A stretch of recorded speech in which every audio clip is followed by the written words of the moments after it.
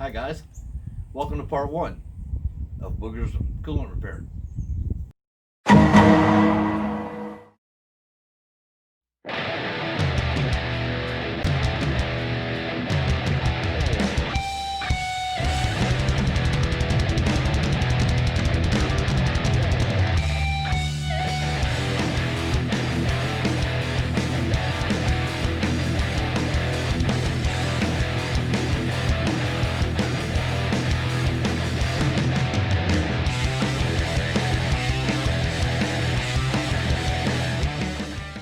Hey everybody, Thomas here. Today we're going to start the repair of Booger. She's been down for a little while. She's got a coolant system problem. And today we're going to go over the history and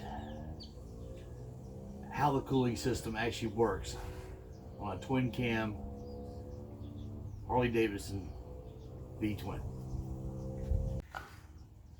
Hey guys, you ever do something over and over and over and wish there was a better way, and finally you come up with that better way and you're like, why didn't I think of that before? To get the seat off of this thing, you gotta get up in here, pull this out, and then you gotta get to the bolt way down there. Well, as you can see, it's kind of difficult to do that and everything. Here's my duh moment. Oh, click. Open up the trunk. Now look at there, you can get right to the damn bolt. So what we're going to do here is we're going to take this bolt out.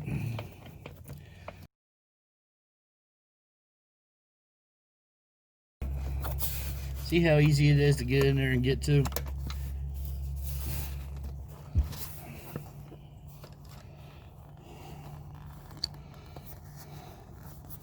Look at there. All right, now to get the seat off, all you do is lift up a little bit, pull back, and lift off. All right. Now we're going to start taking the fuel tank off. First thing you need to do, these two connections. One's your COM port, which is right here, and the other one is your fuel pump. Real simple. It's got a push button right here. You push and pull. Same with the other. One's black, one's gray. You can't get them mixed up. One's 6-pin, one's 4-pin. Now that that's disconnected, you've got two hoses. This one here, which we are going to disconnect real easy. Bam, bam, boom. Just set that like that. And this one here is your overflow. In case you overflow your tank, if you notice, there's a little hole right here. And when it's laying on its kickstand, it's going to flow into here and go down the tube and down there. So all we do is we pull that out and lay it aside. These two bolts have to come off. All right, now that you got these cables disconnected, your 6-pin is for your COM port and your 4-pin is for your fuel pump. That means the fuel pump is disconnected. So what we need to do is we need to relieve the pressure that's built up in the fuel line to the injectors. And the way you do that is you turn your bike to the on position. You notice you do not hear the pump running. And you start the bike.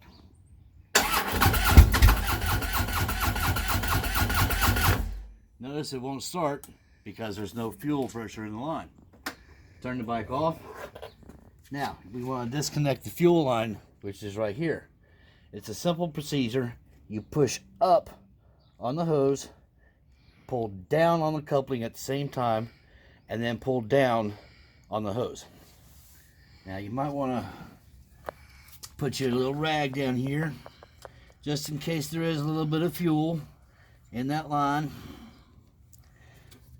Two hands, one on the pump, I have one on the line, one on the coupler.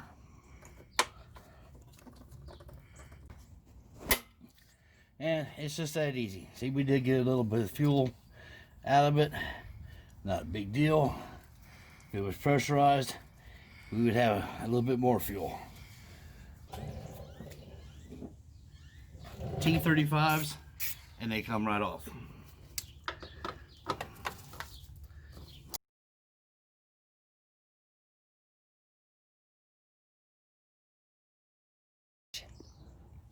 Okay, next step, reach in front of your fuel tank here and pull up these little covers. Again, T35 comes right off. Be careful not to scratch your tank or your lowers, but it comes right off.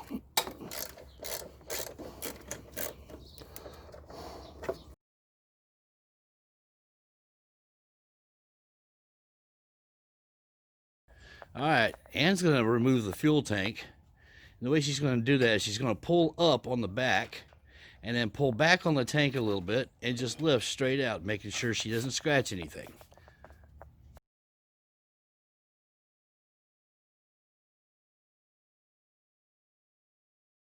Okay, what I'm doing now is I'm getting to the main fuse. And the reason why we want to pull the main fuse, which is right here, is we are going to be working with the electric fans. And I know they're not going to come on, but there's always that possibility that they can come on. So if you grab a hold, pull that fuse out, they're not going to come on. Okay, I'm going to try to explain the cooling system to you. The only thing that's cooled, liquid cooled, on the engine is the exhaust valve. You've got, on the left side, you've got coolant coming in, splitting off, and going to each head. Circulates around the valve and comes back out the right side, back down towards the pump, where there's a thermostat, pump, and then comes down through the left radiator, gets pumped over to the right radiator, back down through the right radiator, and back up to the left side here to go back into the engine.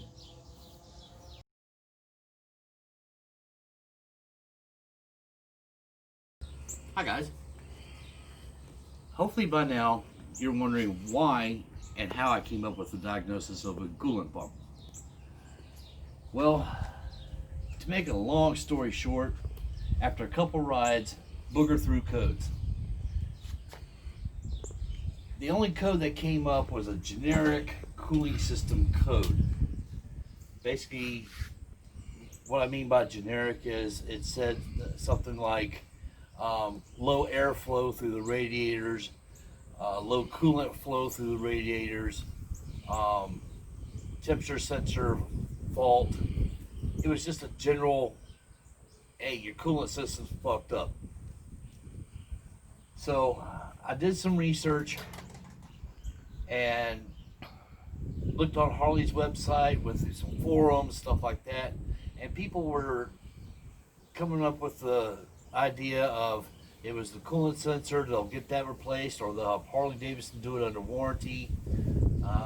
They did that, and then, oh, no, that didn't fix it. Let's do the coolant pump.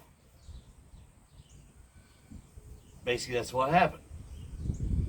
That fixed the problem. 90% of the people were saying that it was a coolant pump. There's no true diagnosis on this system. It's a really simple system. There's only one thing that throws the code, and that's the temperature sensor. But again, it doesn't say anything. It doesn't lead you anywhere. So the only things that can really go wrong with the coolant system is the pump, the temperature sensor, or the fans. Well, I know the fans do work, because when you turn the key on and you roll the throttle back to 50%, the fans kick on. So I know it's not that. So it's either the other two things, the coolant pump or the temperature sensor. So I said, okay, well, the coolant pump is 400 and some odd dollars. I think it's 452.60, I think. Anyway, something like that. And the coolant sensor itself is 26. So Harley Davidson put this coolant pump on in 2014. In 2016, they redesigned it to adapt the Milwaukee 8 coolant pump onto it. So in 2016, they knew that this pump had a problem, and they were replacing them under warranty. But they never did a recall or a program or anything to go ahead and replace them at their cost. Of course, they're not going to do that because they're going to want to make money. Is that right? Is that wrong? Yes and no. It can go either way. But the fact is, it's 2020. Warranty's up. A lot of people are going to be having this problem, and that's why I'm shooting this video. Because to do this at a dealership is going to cost you almost right around $1,000. Labor, parts, so on and so forth. Well, I found a place that you can get genuine Harley Davidson parts at 80% cheaper than any other dealership. Unfortunately, I emailed them and asked them if I could put a link in these videos to their website. They haven't gotten back to me, so I apologize to my viewers, but I guess they just have enough business that they don't need anymore. On that note, that's why I'm replacing the pump, is because Harley knows it's an insufficient, inadequate pump on there. They redesigned it. They have the Milwaukee 8 pump kit. I wanted to go ahead and replace it because, is it the problem? I don't know. But I don't want to have to do this twice. So I'm replacing the pump, replacing the temperature sensor, and we're going to go from there. But I'm going to show you how to repair this.